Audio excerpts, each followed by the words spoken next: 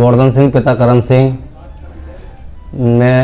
मेरा भाई है मंजीत, इसका एक्सीडेंट हुआ 29 तारीख को। इसको बुआनी मंडी लेके गए थे तो वहाँ से भी रेफर कर दिया। जिसके बाद ज़्यादा वार्ड लेके आए, वहाँ से भी रेफर कर दिया। कोटा लेके आए, कोटा से भी रेफर कर दिया। जिसके बाद अपना अपेक्स हॉस्पिटल में लेके आए जयपुर मालवीय नगर। जिसके बाद यहाँ आने के बाद 4 दिन तो वेंटिलेटर पर रखा इसे। जिसके बाद ECMO मशीन लगी थी। ECMO मशीन लगने के बाद फिर नीचे डिस्चार्ज कर दिया ICU में। जिसके बाद अभी ठीक हालत है, बढ़िया है, सबकी मेहनत है, बढ़िया इलाज भी बढ़िया किए यहाँ पर। बाकी अपेक्स हॉस्पिटल परिवार को मैं हार्दिक बधाई देता हूँ।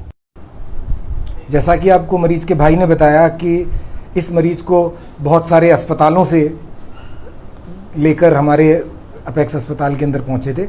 मैं डॉक्टर विजन सोलंकी जो यहाँ का पल्मोनोलॉजिस्ट हूँ, और डॉक्टर अमित जो यहाँ के इंटेंसिविस्ट है, जिन्होंने इस मरीज की देखभाल में मुख्य भूमिका निभाई है। हम लोग चाहेंगे कि आपको हम बताएं कि किस तरह से ये मरीज हमारे यहाँ पर किस तरह से क्या क्या हमारे साथ मरीज के साथ यहाँ पर हुआ। तो मरीज को पहले तो हम लोगों ने वेंटिलेटर पर रख कर ही सोचा कि उसके जो रेस्पिरेटरी फेलियर है उसको हम वेंटिलेटर के ऊपर ही ठीक कर देते हैं। और जो उसके लेफ़्ट साइड के अंदर जो निमोथोरेक्स पड़ा था, जो फेफड़े के बाहर हवा भरी हुई थी, उसको दूसरी ट्यूब डाल के निकालने का कोशिश किया। जहाँ खून भरा हुआ था उस खून को निकालने का कोशिश किया। लेकिन 2-3 दिन के ऐसे प्रयास के बाद भी मरीज का रेस्पिरेटरी फेलियर ठीक नहीं हो रहा था। मरीज की स्थिति ख़राब होती जा रही थी। ऐसा लग रहा था कि अगर इन फेफड़ों को वेंटिलेटर के ऊपर और अधिक रखा जाएगा तो वो फेफड़े और अधिक ख़राब हो जाएंगे और इस मरीज के बचने की शायद कोई भी उम्मीद नहीं बचेगी। ये देखते हुए कि ये मरीज बहुत ही युवा है और हम सब लोगों ने ये निर्णय लिया कि इसके फेफड़ों को कुछ दिन के लिए रेस्ट में रखना ज़रूरी है। और इसको एक जो ECMO प्रणाली होती है जिसके अंदर फेफड़े का काम एक मशीन ले लेती है, उस मशीन के ऊपर इसको डाल दिया।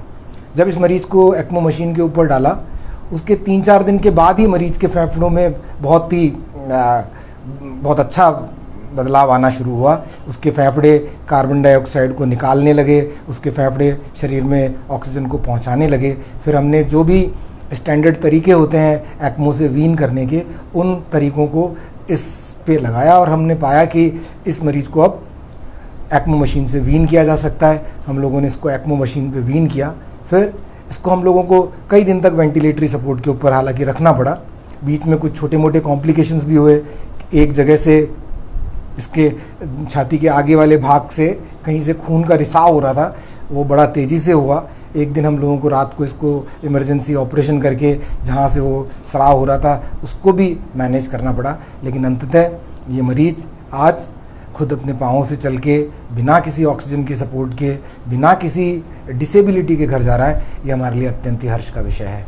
मैं चाहूँगा डॉक्टर अमित भी इस बारे में कुछ अपनी तरफ से कहें कि इस मरीज़ के जो ठीक होने की प्रक्रिया रही उनमें आपका क्या अनुभव रहा और आप क्या चाहेंगे कि भविष्य में ऐसे मरीज़ जब हमारे पास आते हैं तो हम उनमें और क्या कर सकते हैं। जनरली ये ऐसे मरीज आते हैं जिनकी ऑक्सीजन बहुत कम होती है। जैसे हमने वेंटिलेटर पे भी लिया, 100% ऑक्सीजन देने के बावजूद उसकी ऑक्सीजन मेंटेन नहीं कर पा रहे थे, 70-80% सैचुरेशन आ रही थी।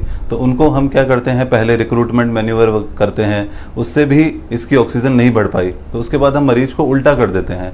पर इस केस में ये था, इसकी रिब 9 की 9 पसलियाँ टूटी हुई थी इसकी लेफ्ट साइड की, तो हमें इसको उल्टा भी नहीं कर पा रहे थे हम। तो उसके बाद में हमारे पास जो प्रणाली बचती है वो ECMO की है, जैसे एक्स्ट्रा कॉर्पोरियल मेम्ब्रेन ऑक्सीजनेशन होता है, जिससे हम एक पार्ट से हम खून को बाहर निकालते हैं क्योंकि लंग आपका काम नहीं कर रहा है, और ऑक्सीजनेट करते हैं मशीन से और वापस हम ब्लड को अंदर भेज देते हैं। तो ये प्रणाली इसमें बहुत यूज़फुल है। इस केस के लिए हमें बहुत यूज़फुल हुई और हमें इसकी ऑक्सीजन को अचीव करने में बहुत हेल्प मिली इससे।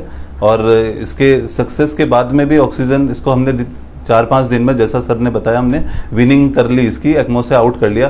बट उसके बाद भी बहुत सारे इन्फेक्शन के पॉइंट ऑफ व्यू से और थोड़ी ब्लीडिंग के पॉइंट ऑफ व्यू से हमें इसको लगा, हमें लगभग 10-15 दिन लगे। हम 10-15 दिन में हमने इसको ट्रेकेओस्टमी से विनिंग करके इसको डीकैनुलेट कर दिया।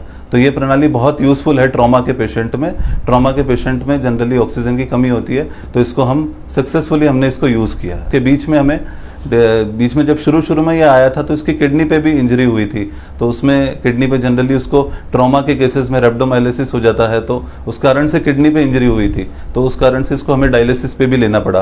पर यह है कि 3-4 डायलिसिस करने के बाद में खुद की किडनी इसकी काम करने लग गई और अपने आप इसका यूरिन आने लग गया, और अभी आते आते नॉर्मल, बिल्कुल नॉर्मल क्रिएटिनिन हो गया, किडनी फंक्शन बिल्कुल नॉर्मल हो गए और यूरिन आउटपुट भी इसका बिल्कुल नॉर्मल की तरह अब आ रहा है।